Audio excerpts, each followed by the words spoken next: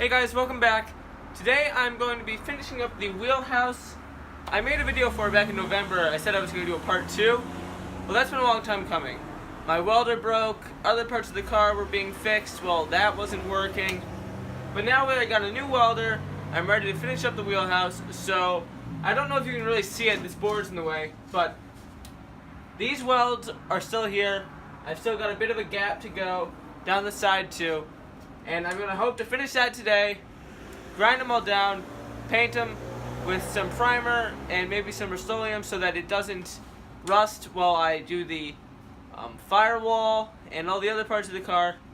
But once this is done, I'll move on to doing the rear cross braces and the firewall. Now the cross braces, I don't know if I'm going to fully need to replace them, but that's going to be on the repair list. So, let's get started on this. I've got my welding mask, and my gloves, and my welder. So, I'm going to start welding.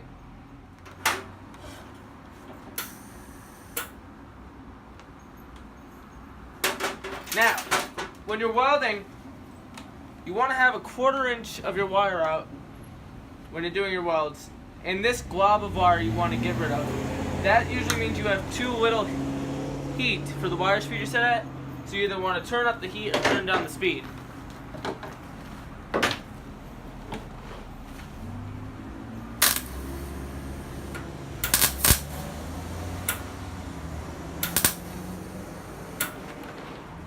Now you can see my welder's not working too great. I believe that's wind. Wind is a problem. I really can't stop it. There's no way for me to get rid of this wind from coming in from under here, over this, under the car, and from behind it. So we just have to deal with that.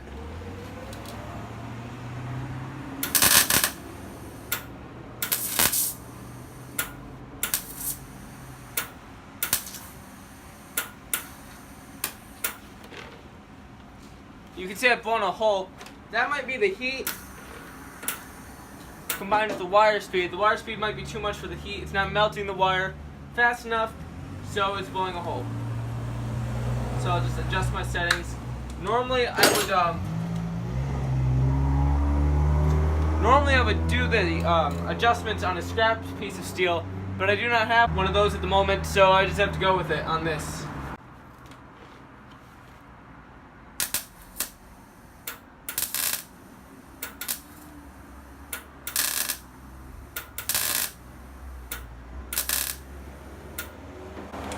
Now that sounds pretty good.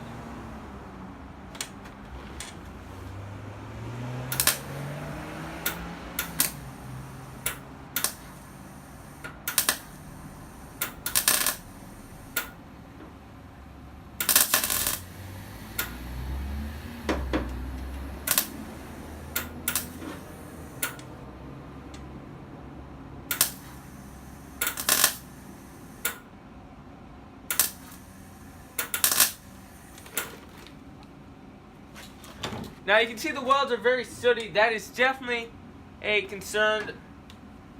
That pretty much means that there is wind blowing the gas away. The welds are getting pretty sooty. But like I said before, I can't really stop that.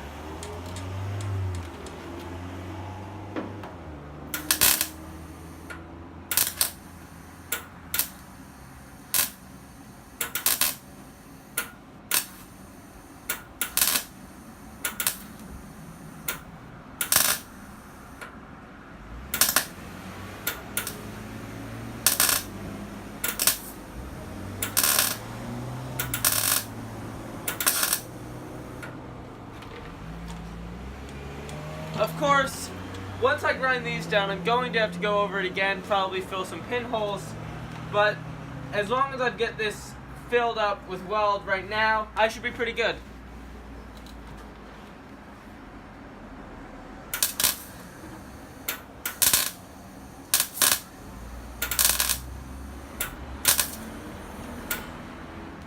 Now, if I move this board up by putting something under it, it might work a bit better. But it's going to be a bit hard. There we go. try. I still have this glob of wire to bump the heat up to like heat. Oh, see, it fell. See, now that's a problem here because I don't want wind at all, and anything I can do to try and hinder it would be nice.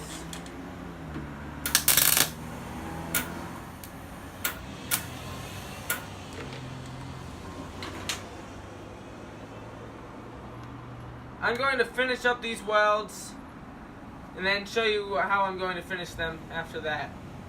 So now I'm going to show you guys how I finished the welds. I'm not going to do it completely or for a very long time because I haven't completely finished the welding. Over here, I see I'm going to have to hit it with the body hammer to get it into alignment since the metal's a bit warped, and since it's so windy, it's not welding properly all the time. So I probably have to come back and do this another time on a day that's less windy. But I'm going to show you how I grind it. Normally, I've got this Porter cable grinder, and I have a flap disc on it. This flap disc is dying. It's got not much left on it. It was square across the top when I got it. Now it's kind of round, but it works. I'm going to have to get another one though very soon, probably from Harbor Freight. I'll have a link to all the tools I'm using here in the description. But here we go. I'll start grinding. You're also going to want to get yourself either some goggles or this face mask. This came from Harbor Freight. They'd probably sell them on Amazon too.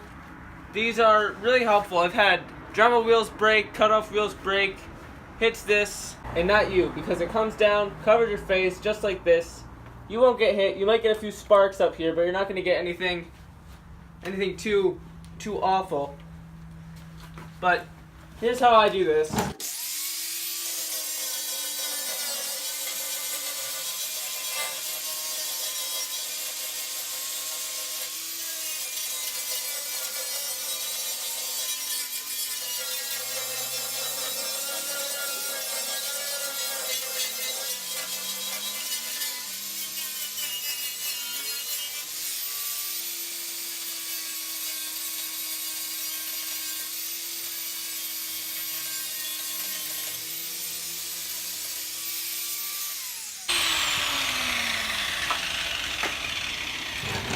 So that's all I'm going to do for this right now, because the welds aren't done. But you can kind of see it smooths them out, makes it look good. You can tell the welds aren't really good. Mostly the wind, the gas. I'm not saying I'm an amazing welder, but I'm okay. My welds don't normally look that bad. You can see I've done some here that look like they should do. The gap between the metals is also a bit of a problem with the welder, but it's on there just by these welds. You can see it's very solid. I don't have it welded up front here because I'm replacing the firewall, so I don't see the point in doing that if it's going to have to get cut anyway.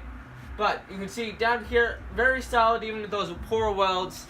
So now I'm just going to get some primer on there and finish up the video. So now I'm just going to hit these welds with some of this 99-cent spray paint. I was going to use Rust-Oleum, but I couldn't find the Rust-Oleum primer, and my other can's not working right now. So I'm just going to hit it with this. Now, you probably would want to put some sort of legitimate primer on, but I can't find that, so let me get the top off this with my gloves on. There we go. And just hit this.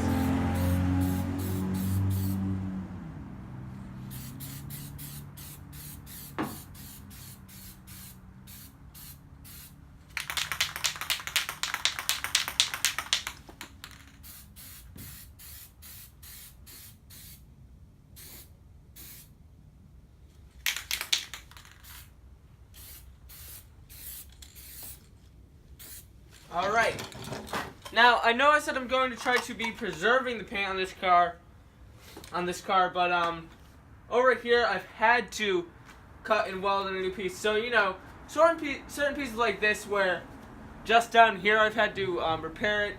I'm probably going to try and blend the paint into it with new paint. Same goes for like fenders and things like that. But that's going to be the end of this part 2. There might be a part 3. Might be just like a little follow-up or a little mention in another video. But thank you guys for watching this video. Like it if you like it, don't like it if you don't, and subscribe if you'd like to keep seeing more content like this. I'd like to thank you all for watching again, and goodbye.